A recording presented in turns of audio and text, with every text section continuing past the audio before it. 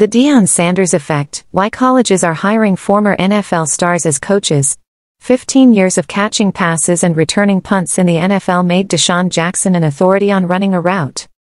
But last December, when Delaware State hired Jackson as its head football coach, he knew far less about running a practice or a budget because, to that point, his coaching resume included all of one season assisting at a Los Angeles area high school. The role didn't prepare Jackson for the million variables he was soon addressing on campus in Delaware, such as helping players get to class, raise their grades, find housing and sign up for meal plans. As a head coach, man, there's so many different things that I didn't even realize took place, Jackson told NBC News.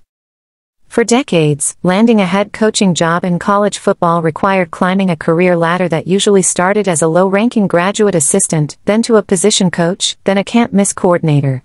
Outliers were few.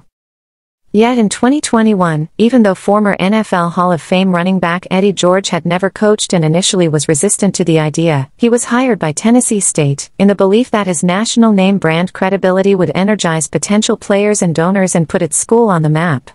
Weeks before George's hire, Alabama State named Eddie Robinson Jr., an alumnus who had played in the NFL before going into broadcasting, as its coach.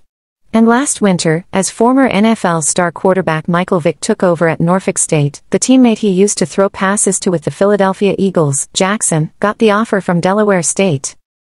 Amid the rapidly changing economics of college athletics, where football programs typically generate the lion's share of an athletic department's revenue, success or failure in such jobs has far-reaching implications.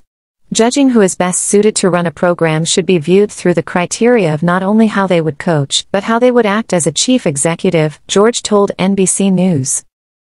Just because you're a play caller or position coach, and you've been doing this for a long time doesn't necessarily mean that you're a great leader or head coach, said George, who, after 4 seasons at Tennessee State, left this winter to coach Bowling Green State University after also interviewing with the NFL's Chicago Bears.